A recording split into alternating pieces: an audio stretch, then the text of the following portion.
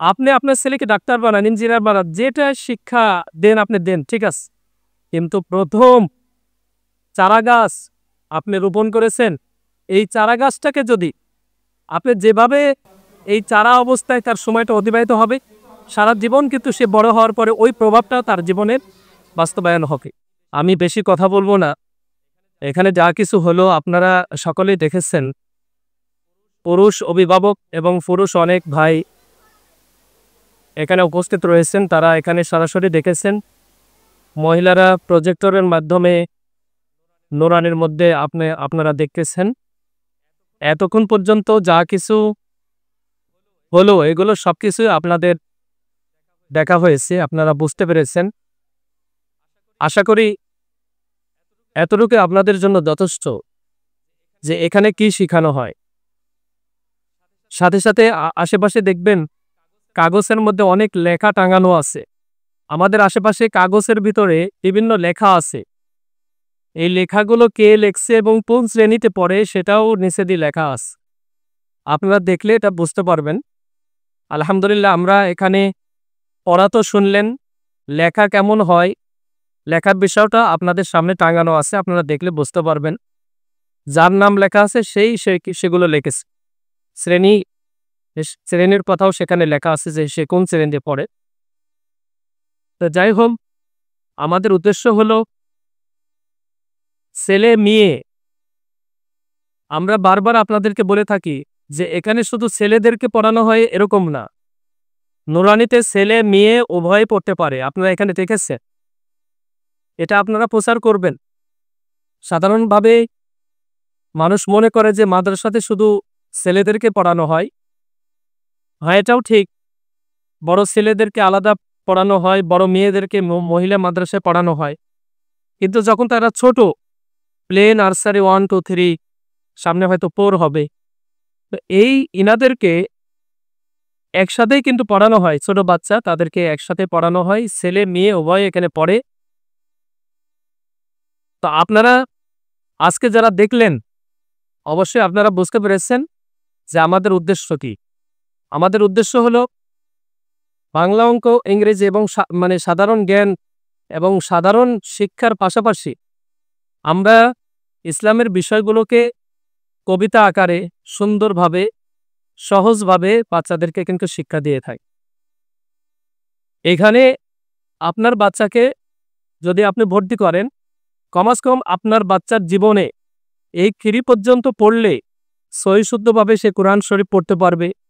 হাদিস, সে অনেকগুলো হাদিস তার মুখস্থ থাকবে অর্থসহ।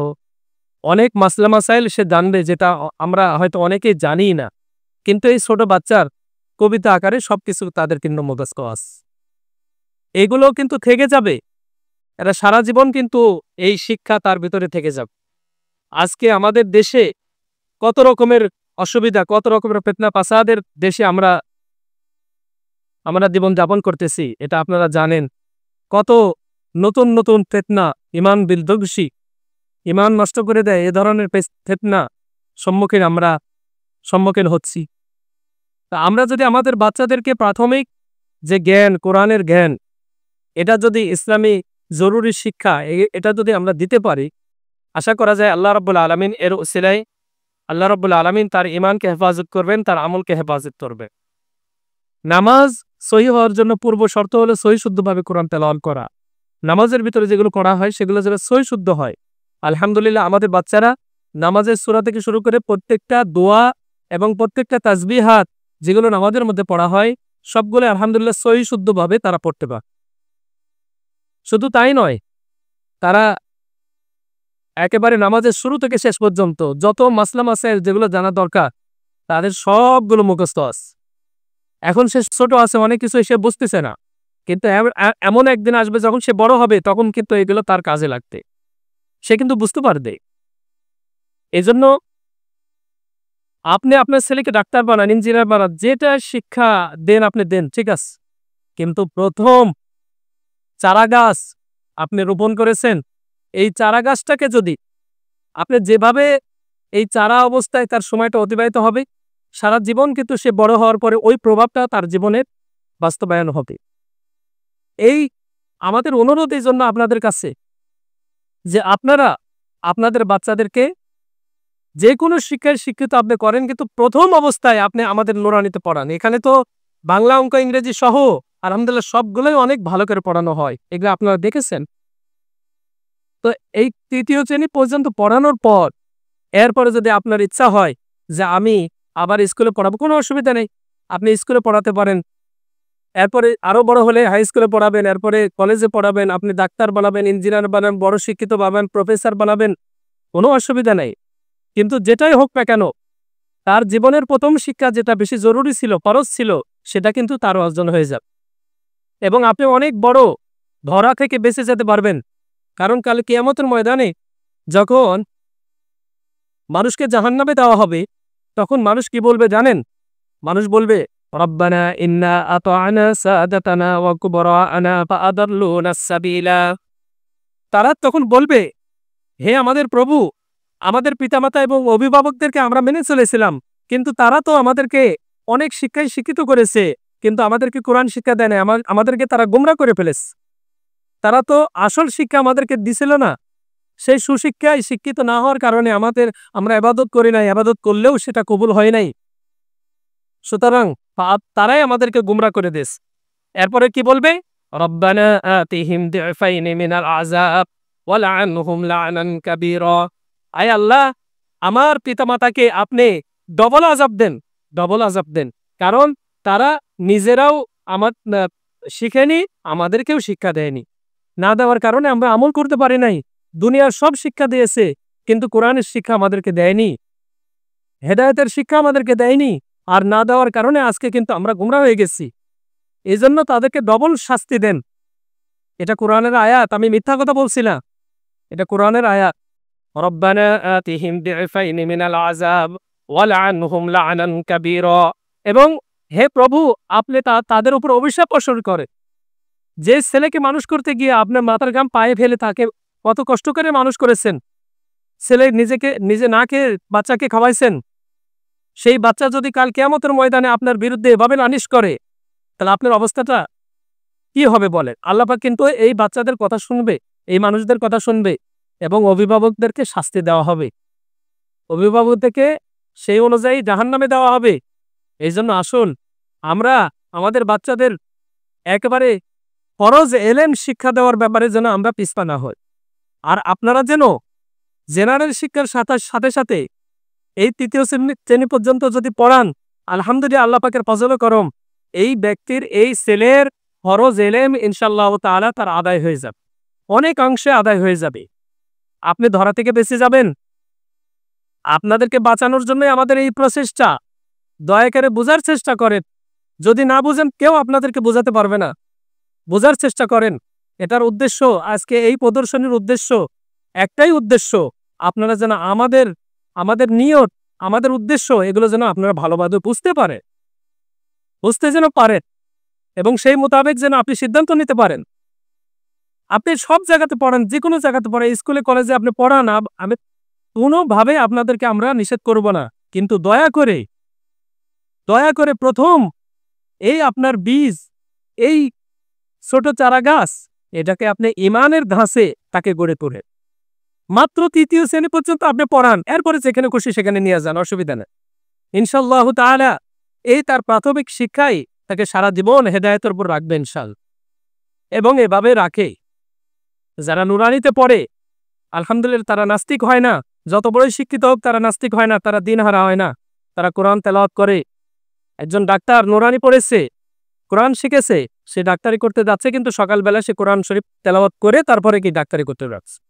সারাদিন তার ডাক্তারি যত কাজ সে করবে, আল্লাহ পাকের সাহায্য তার সাথে থাকছে। এজন্য আসুন আমরা এই শিক্ষাটাকে গুরুত্ব দিই ভাই, এটা অত্যন্ত গুরুত্বপূর্ণ। আর এই শিক্ষা দিতে গিয়া যেন বাংলা, অঙ্ক, ইংরেজি কমতি না হয়, এই জন্য আমরা বাংলা, অঙ্ক, ইংরেজি এবং সাধারণ জ্ঞান সহ যে সমস্ত বিষয়গুলো জেনারেল সাবজেক্ট, এগুলো আমরা আলহামদুলিল্লাহ খুব ভালো করে পড়াই, যেন আপনারা এখানে আপনাদের বাচ্চাদেরকে নির্দ্বিধায় দিতে পারেন। এই জন্য আমরা কিন্তু ভালো করে পড়ানো হয়। আপনারা আগেও শুনেছেন, আমাদের এখানে যে নুরানি, এটা কিন্তু আমি নিজেও পড়াতে পারবো না, কারণ আমার ট্রেনিং নাই।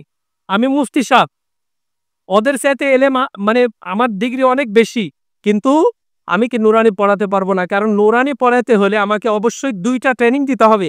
একটা ট্রেনিং 2 মাসের, আর একটা ট্রেনিং হলো আপনার 40 দিনের। এই 2টা ট্রেনিং দেওয়ার পরে সে নুরানিতে পড়াতে পারে। আলহামদুলিল্লাহ আমাদের এখানে যত শিক্ষকরা আছেন সবাই কিন্তু এরকম ট্রেনিং প্রাপ্ত। তারা যেভাবে পড়াবে আমরা আলেম হয়েও কিন্তু ওভাবে কি পড়াতে পারবো না। এই জন্য নুরানিকে বোঝার চেষ্টা করো।